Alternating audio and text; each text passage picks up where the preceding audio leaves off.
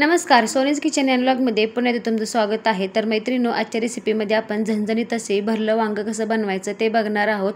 अगदी साध्या सोप्या पद्धतीने अगदी घरच्या साहित्यातच हे वांगं तयार होतं। बऱ्याच वेळा काय होतं की संध्याकाळच्या भाजीला काय करायचं, तर संध्याकाळी शक्यतो रस्सा भाजीच केली जाते। तर अशा वेळेस असं हे भरलं वांगं मस्त रस्सा असं हे बनवणार आहे। तर व्हिडिओ स्किप न करता शेवटपर्यंत नक्की बघा। तर चला आता वेळ न घालवता आपण आजच्या रेसिपीला सुरुवात करूया। भरलं वांगं बनवण्यासाठी इथं मी 4 असे वांगे घेतलेले आहेत। तर 4 लोकांसाठी इथं मी भाजी बनवत आहे। दाण्याचा कूट घेतलेला आहे, कोथिंबीर घेतलेली आहे, आलं लसूण खोबरं घेतलेलं आहे आणि एक छोटी वाटी तीळ घेतलेले आहेत। तीळ घातल्यामुळे आपली भाजी मस्तच होते, टेस्ट तर अप्रतिम लागते आणि घट्टसर पण होते। तर तीळ आवश्यक घाला आणि जे खोबरं आहे ना, तर ते खोबरं आपण भाजून घालणार आहोत। बऱ्याच वेळा काय होतं की कच्चं घालतो, पण ते काय होतं वरती तरंगतं तसंच कच्चं घातलं की। त्याच्यामुळे आपल्याला हे खोबरं आहे ना ते भाजून घालायचं आहे। आणि इथं मी जे वांगे आहेत ना, त्याचे गावरान वांगे घेतलेले आहेत, काटेरी वांगे घेतलेले आहेत। लक्षात ठेवायचं आपल्याला, भरून वांगं करायचं म्हणलं तर काटेरी वांग्याचा वापर करायचा, त्यांनी भाजीला छान अशी टेस्ट येते। इथं मी कढईमध्ये जे खोबरं घेतलेलं होतं ना, तर ते घालून घेतलेलं आहे। आता हे खोबरं आपल्याला छान असं डाग पडेपर्यंत भाजून घ्यायचं आहे। तुम्हाला म्हणलंच होतं मी, खोबरं भाजून घातल्यामुळे आपली भाजी छान होते आणि जे खोबरं आहे ते वरती तरंगत नाही। तर चला मी आता हे खोबरं आहे ते भाजून घेते। आता हे खोबरं आहे ते छान असं भाजून झालेलं आहे। तर बघू शकता अशा प्रकारे त्याला डाग पडलेले आहेत, जास्त पण करपवू नका। आता हे खोबरं आहे ते मी एका प्लेटमध्ये काढून घेते। खोबरं भाजून झालं की त्याच कढईमध्ये आपल्याला जे तीळ घेतले होते ना, तर ते तीळ पण घालून घ्यायचे आहेत। कढई गरम असल्यामुळे तीळ पटकन असे भाजून होतात, त्याच्यामुळे जास्त वेळ त्याला करपवायची काही गरज नाही। तीळ भाजले की लगेच काढून घ्यायचे। आता हे तीळ भाजलेले आहेत, मी लगेच काढून घेते। तीळ आणि खोबरं भाजून झालेलं आहे। आता आपण इथं वाटण बनवून घेऊया। तर मिक्सरच्या भांड्यामध्ये आपल्याला हे सर्व घालून घ्यायचं आहे आणि कोथिंबीर घालायची आहे आणि लगेचच हे बारीक असं वाटून घ्यायचं आहे। तर आलं लसूण कोथिंबीर तीळ आणि खोबरं आहे ते एकत्रच आता मी बारीक करणार आहे। तर पाणी न घालता अशा प्रकारे इथं मी वाटून घेतलेलं आहे। तर बघू शकता छान असं बारीक झालेलं आहे। आता ह्याच्यामध्ये आपण सुके मसाले घालणार आहोत। सगळ्यात पहिले मी इथं मीठ घालून घेते। तर काय करायचं माहिती आहे का, ज्यावेळेस आपण वाटण वाटतो ना, त्याच वेळेस हे मीठ त्याच्यात टाकायचं, म्हणजे काय होतं भाजीला छान अशी टेस्ट येते आणि मिक्स होतं सर्व मसाल्यामध्ये। आता इथं मी 1 चमचा हळद घातलेली आहे, 1 चमचा धना पावडर घातलेली आहे, 2 चमचे इथं मी लाल मिरची पावडर वापरलेली आहे। इथं जे काळं तिखट असतं ते काळं तिखट पण मी 2 चमचे वापरणार आहे। गरम मसाला मी 1 चमचा वापरलेला आहे। तुम्ही तुमच्या आवडीनुसार कुठले पण मसाले घालू शकता, जे तुमच्याकडे मसाले आहेत ना तर ते तुम्ही घालायचे। आता इथं परत आपल्याला झाकण लावायचं आहे आणि एकदा प्लस मोडवर इथं आपल्याला फिरवून घ्यायचं आहे।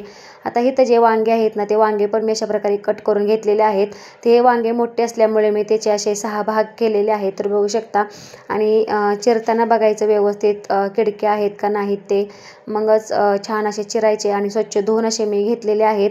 आता हे वांगे तर आपले चिरून झाले, मसाला पण तयार झाला। आता आपण ह्या वांग्यामध्ये हा मसाला आहे तो भरून घ्यायचा आहे। तर इथं पाणी वगैरे काही घालायची गरज नाही। जे आपण खोबरं लसूण आलं घातलं होतं ना, तर त्याच्यामुळेच आपला मसाला असा ओलसर असा झालेला आहे, वाटण आहे ते, त्याच्यामुळे पाणी किंवा तेल घालायची काही गरज नाही। आता संपूर्ण असा वांग्यामध्ये मसाला भरायचा आहे आणि अशा प्रकारे बंद करायचा आहे।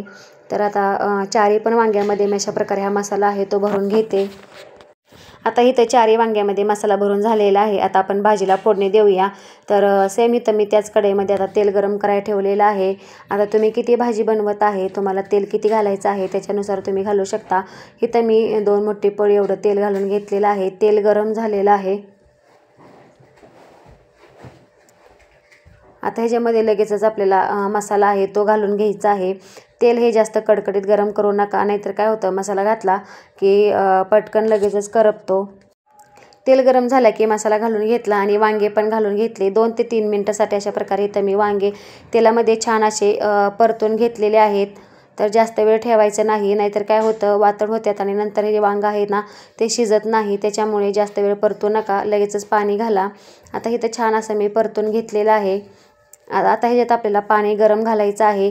थंड पाण्याचा वापर करू नका, गरम पाण्याचा वापर करा, म्हणजे काय होतं आपल्या भाजीला टेस्ट पण छान येते आणि भाजी पटकन अशी उकळली जाते आणि रस्सा मसाले एकीकडे आणि पाणी एकीकडे असं होत नाही गरम पाणी घातल्यामुळे। आता इथं जे मी पाणी आहे ते गरम केलेलं आहे, तर इथं मी 3 ग्लास एवढं इथं पाणी घातलेलं आहे. वांगी मोठी असल्यामुळे मी पाणी भरपूर घातलेलं आहे आणि इथं मी रस्सा बनवणार आहे, त्याच्यामुळे पाण्याचा वापर मी जास्त केलेला आहे.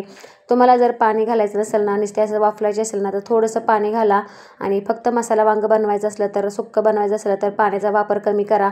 रस्सा पाहिजे असेल तर पाणी भरपूर घाला आणि छान असं आपलं हे भाजी आहे ते शिजवून घ्या. आता इथं मी गरम पाणी घातलेलं आहे, पण आता एक उकळी येऊन देते आणि थोडंसं मीठ घालून घेते. मगाशी आपण मसाला भरताना थोडंसं घातलं होतं, आता वरून थोडंसं घालायचं आहे आणि एक उकळी येऊन द्यायची, वाट बघायची आहे. भाजीला छान अशी उकळी आलेली आहे. आता इथं आपल्याला गॅस कमी करायचा आहे आणि कमी गॅसवरच आपल्याला ही भाजी आहे ती शिजवून घ्यायची आहे. जरा वेळ लागेल वांगी शिजण्यासाठी, पण भाजी मस्त अशी चव लागते. तुम्ही सुद्धा नक्की अशा प्रकारची ही भाजी करून बघा. झटपट असं हे मसाला वांगं रस्सा तयार झालेला आहे. तर कलर बघू शकता, त्याला तरी पण मस्त आलेले आहे आणि त्याचं टेक्स्चर बघू शकता. छान असं दाटसर आपलं हे वांगं तयार झालेलं आहे. तर आजची रेसिपी कशी वाटली नक्कीच मला कमेंटमध्ये सांगा आणि व्हिडिओ आवडल्यास प्लीज लाईक शेअर सबस्क्राईब करा आणि असंच माझ्या चॅनल कनेक्ट राहा, जेणेकरून माझ्या नवीन रेसिपी तुम्हाला बघायला भेटतील. तर चला आता नेक्स्ट व्हिडिओत भेटूया. तोपर्यंत धन्यवाद.